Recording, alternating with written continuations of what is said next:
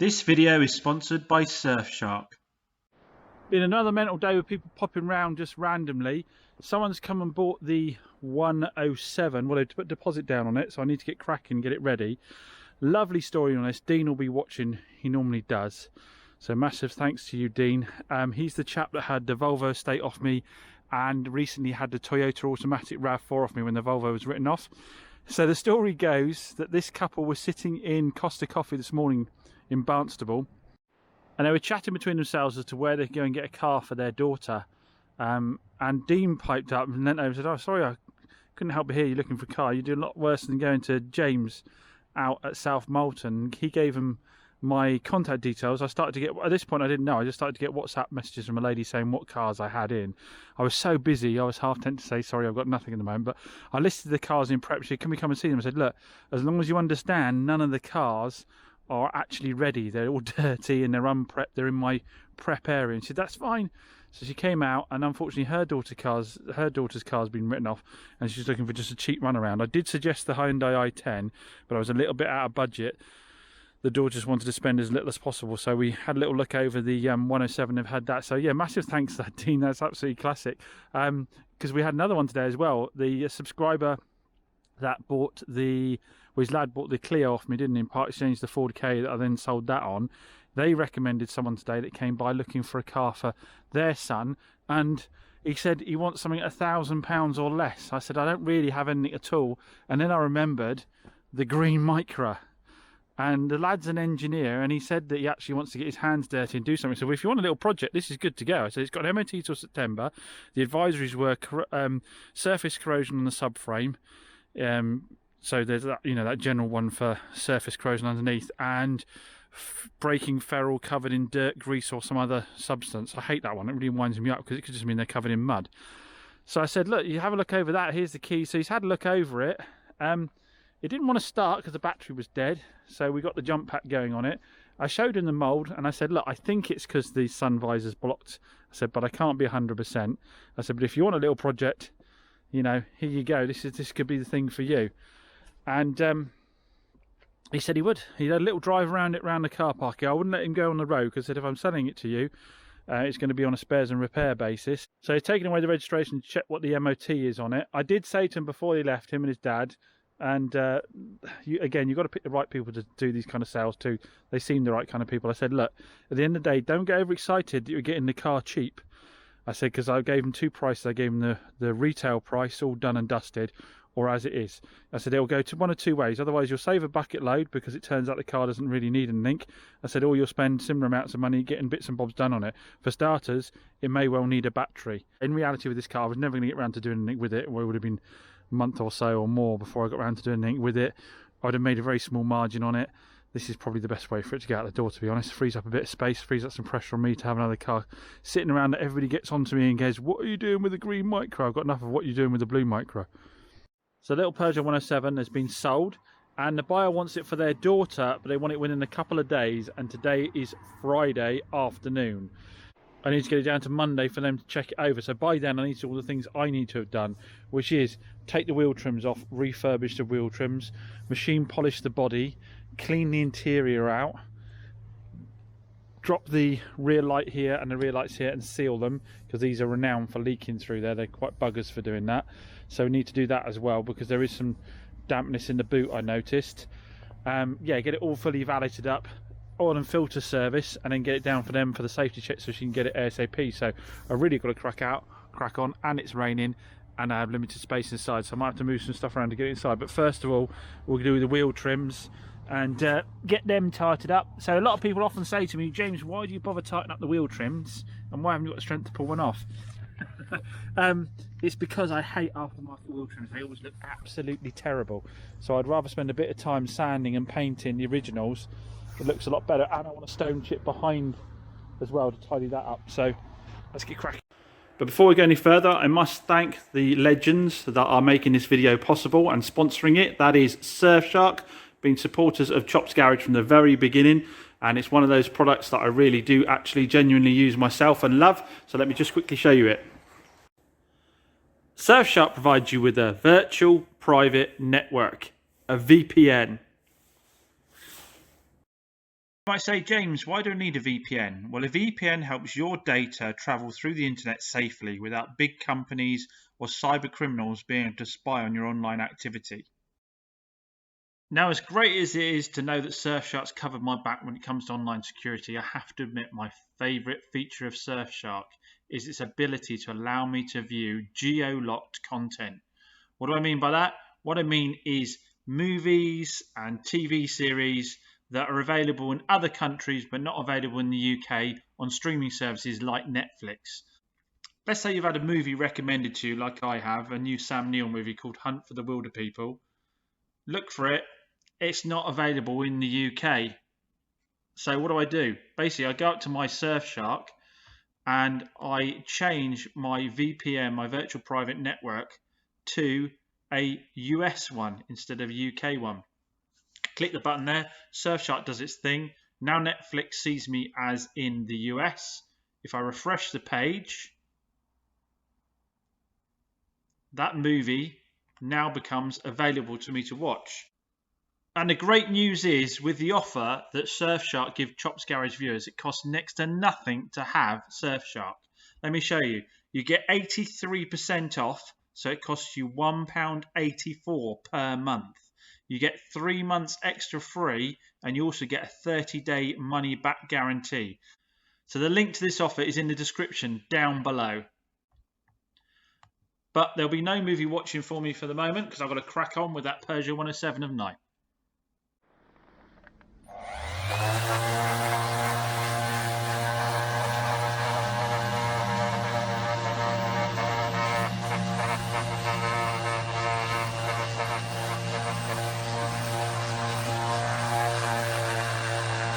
So all been sanded down now.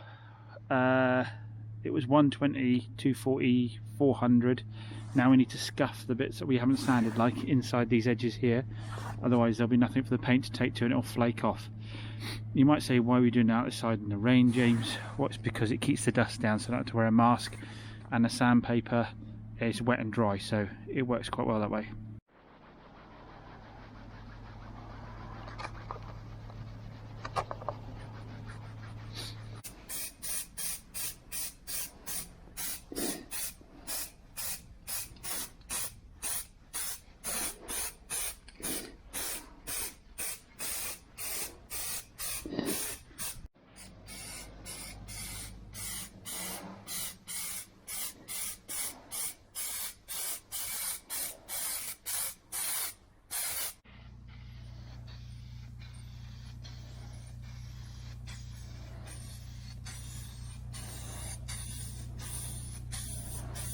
So wheel trims have had their last coat. Sorry, I forgot to film that, doing the lacquer. They've had a coat in the lacquer. I only used a small can. I probably could have used a bit more lacquer, but they are wheel trims after all, so you just need a certain level of shine. It's not like we're doing a panel. So we'll let those go off. In the meantime, I did stone chip the wheels and it stopped raining. So they've had a coating of black stone chip. So again, I don't think I really need to show you that. Just spray, wire brush them down, give them a clean down, then give them a spray of black stone chip. Will make the world of difference with the new silver popping against the black. So what we're going to do now is give the car a clean down, then give it its machine polish.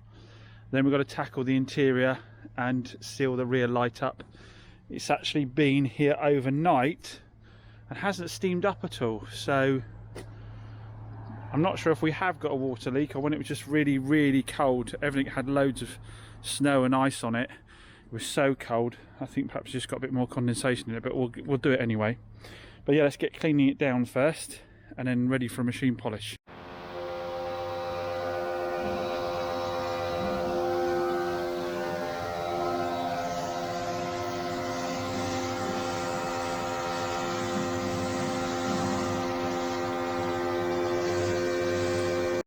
Give the engine bay a detail. So first we'll just douse it in a bit of G101, let that sit for a minute or two, and then work it in with a brush, loosen all the dirt up, and then give it a good old clean off. I don't care what people say, people like to see clean engine bays. I know there's a lot of people out there give it the I want to see it honest and dirty, I don't want to see it fettled up, but 99% of your buyers are going to want to see a super clean engine bay, because that indicates good maintenance, and also just highlights the care you take in prepping your cars. See, the old G101 does it every time, breaks it all up. I remember everything I use to clean the cars is always in my Amazon shop. There's always a link in the description down below, so you don't have to keep asking me what I use for this and what I use for that. It's all in the Amazon shop, it's all linked, and you can get the exact same thing, do the job, and I even give little descriptions as to what I use it for, so you'll be sure you're getting the right one. There we go, all cleaned off. What I would say to you, if you get any G101 down the, which you probably will do, down your wings, down your bumper, whatever, rinse it off straight away, because it can stain paint if you've got more than sort of a 10% mix of it. So yeah, rinse that off straight away, and don't jet wash your engine bay, because you could do damage. So even though I do, don't. The proper way to do it is work all your G101 in, and then get a bucket with a damp cloth in it and a leaner mix of G101, like a 10-15% mix. Wring the cloth out and wipe everything down, rinse the cloth out, wipe everything down, rinse it out like that. Much safer way of doing it.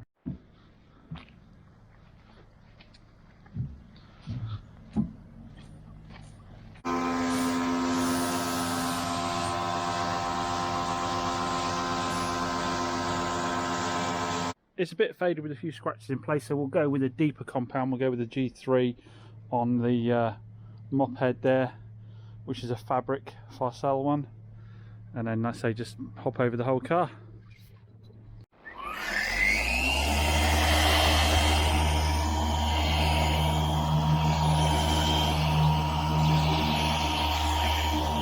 So machine polish all done and dusted. Hopefully we should be able to put the wheel trims on in a minute. Now we will dry that off and give it a wax, but I'll probably do that as the last thing. I think it's time to tackle the interior now, because sitting around, and it's got a bit nasty. If you leave cars sitting around, you will get mould here and there, so we're going to clean all the seats down, clean all the carpets down, do all the plastics, and then let's say seal those bits up.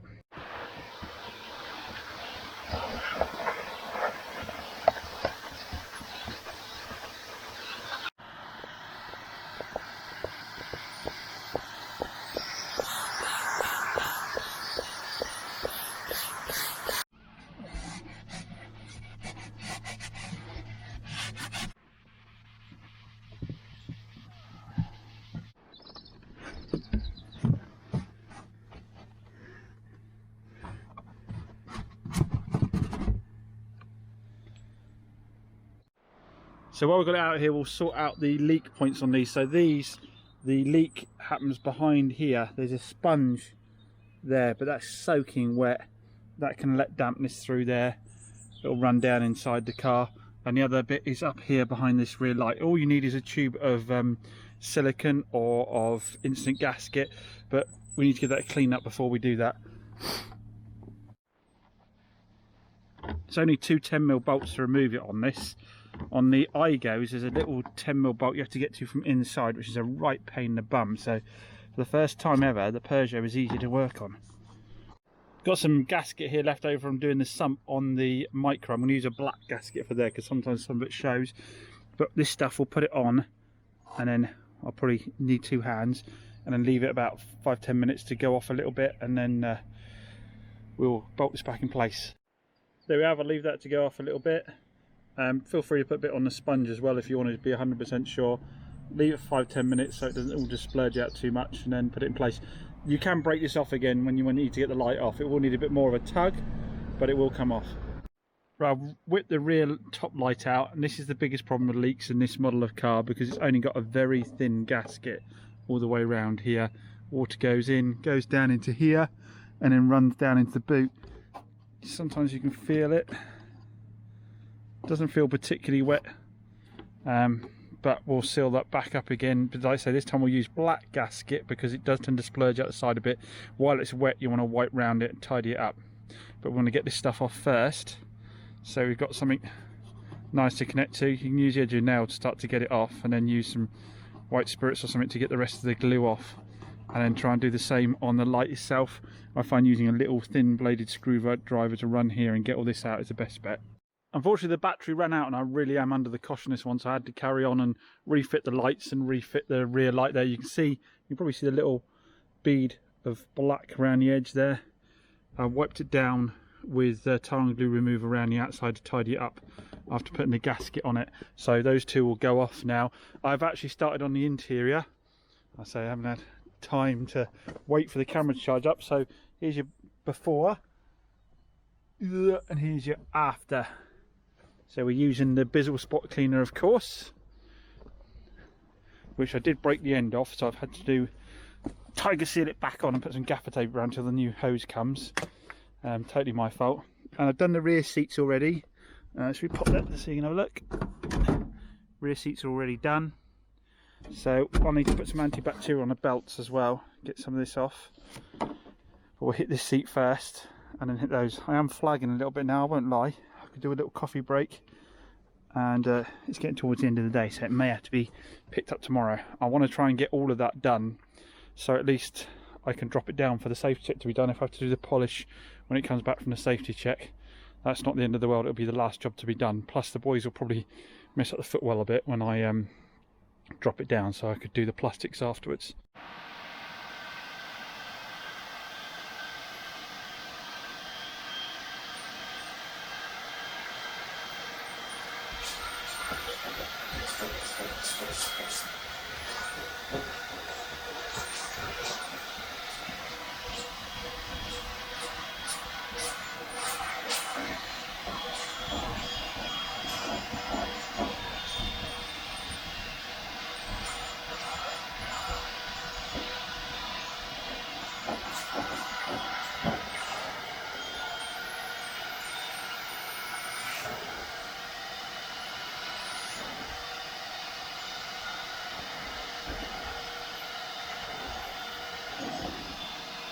Looks like I need a top up.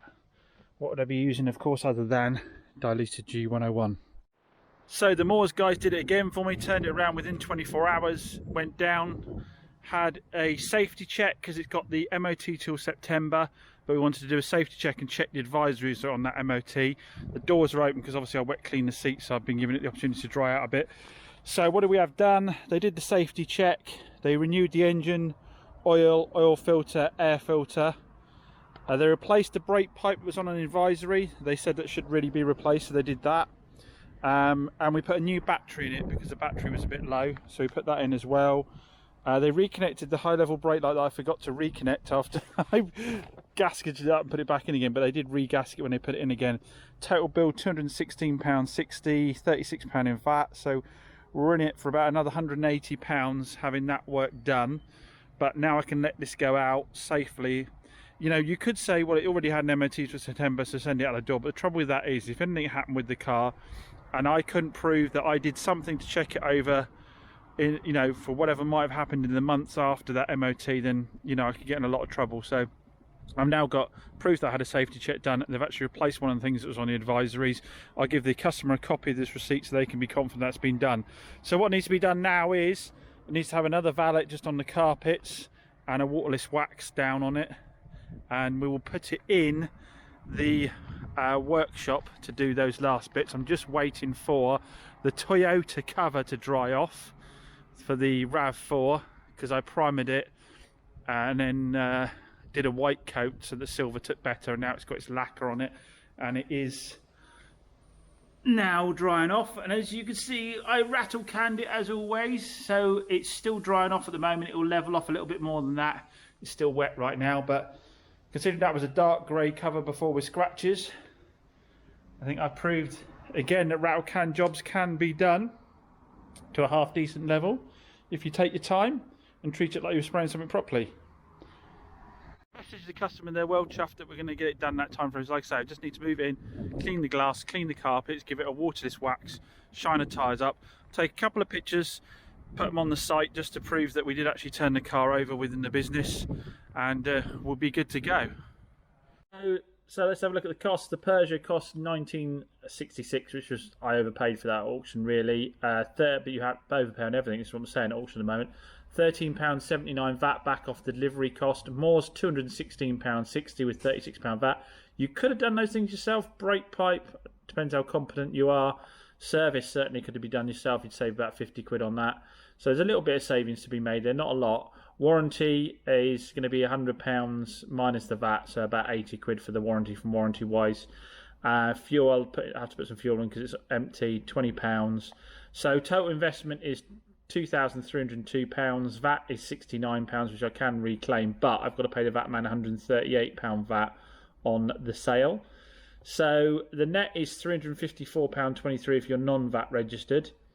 Mind you wouldn't have to pay that, would you? So it'd be about the same with your VAT or not VAT registered. So add the VAT back in again, £424.12, which against £2,300 isn't a bad return, but the issue with it is, as we know, that I'm on the hook now for that car, and anything the warranty company won't pay out for, anything that happens within too short a period of time of the car going out. £400 is not a lot on a used car in terms of how much it costs to repair something. So not really the kind of margins you really want to work on cars like this with, unless you can send it out the door with 30-day warranty and that's it. You refuse to do anything afterwards and say it's fair wear and tear, which it probably would be. You don't have to, obviously, by law, have to put any warranty on whatsoever because the Consumer Rights Act covers the sale. But it's best to have something down in writing that says what you're going to cover, to be honest, so that people get an idea of what's fair wear and tear and what is actually a claim for it being non-fit for purpose. For this reason, I'd honestly say to you at the moment, I think Facebook Marketplace is still the place to go looking for your stock. Still the place to go looking for your stock. Yes, you have to trawl through loads of it, but there'll be people that have put a brand new fresh MOT on the car. They've serviced it. It's already tidy, but they are asking a private sale price for it. You chip them a little bit on a private sale price and then put it up at retail price, and then there's a profit to be made for doing not an awful lot. So I do think that's probably a better bet than the auctions where everybody's scrabbling at the moment for stock. I guess time wise, in terms of how much my time is in, it's probably only a day in my time, so that return for a day of work isn't bad. But again, like I say, it's not money in the bank yet, and that has to contribute towards the running of the business, and obviously there is the normal sort of taxes to come out of that as well. Right guys, we did it. The car is ready to go. The lady's turning up any minute now. I've given it its last final valet, treated all the plastics with the Ultra. We know that's my favourite for restoring black plastics now, because it gives them a shine just other things don't. Put the little black trims on the side. That one needs to stick down. Little black trims on the side of the door just to tidy up where it had the chips. It's looking really good. There is a little bit of lack of peel on it I found when I've been going around it, but there's not an awful lot I can really do about that now at this stage. Obviously we refurbed all the wheel trims. Inside had the mother of all cleans, didn't it? We put some fresh floor mats in, cleaned the plastic down. So I've fitted her a little Bluetooth receiver there. These are little Bluetooth receivers that you tune to one of the FM channels on the stereo, so that she can use her phone to play her music and to make calls. Put a quarter of a tank of fuel in it, so she's got that. I did grease up the check straps, but unfortunately they're still a bit creaky. Again, there has to be a point at which you stop and say enough is enough, otherwise no one would ever want to pay you the kind of money you need to get out of the car to make it perfect. The guys, as you saw, put that new battery in, and it's got the brand new fresh oil, brand new air filter in.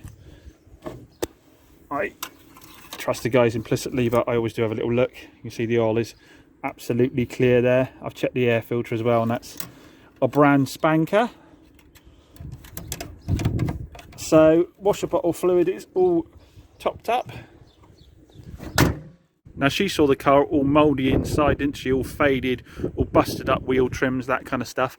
So hopefully she'll be a little bit more impressed than the average Joe who comes on and sees them when I've already managed to do all the prep on it. Now obviously, as I said, we don't know what this vehicle might continue to need once it's started to use daily. I've done a couple of road tests in it. I'm happy in it. The boys have done their safety check. We've done the service. But until someone uses it day in, day out, there could be other costs involved. But we got it done. Got it all done within that short period of time. It was kind of a good thing as well, because this was sitting around over there doing nothing. It made me pull up my socks and crack on and get it done. So hopefully you enjoyed that. We've seen the car from buying at auction right the way through to this process, and hopefully it will give a few of you that fancy giving this a go an idea of how you might do it. As I said, I don't think auctions are the cheapest place to buy cars at the moment, but you can still do it and make a profit.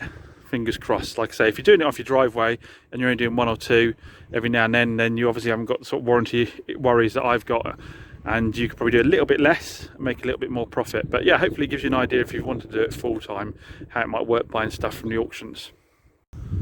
So as always, massive thanks for watching all of my wafflings, really appreciated. Please do check out that Surfshark offer, it's in the description down below. There we go, down below there. It's a cracking product, and we want to thank them massively for supporting Chops Garage from the very beginning right through to now. So yeah, catch you again soon.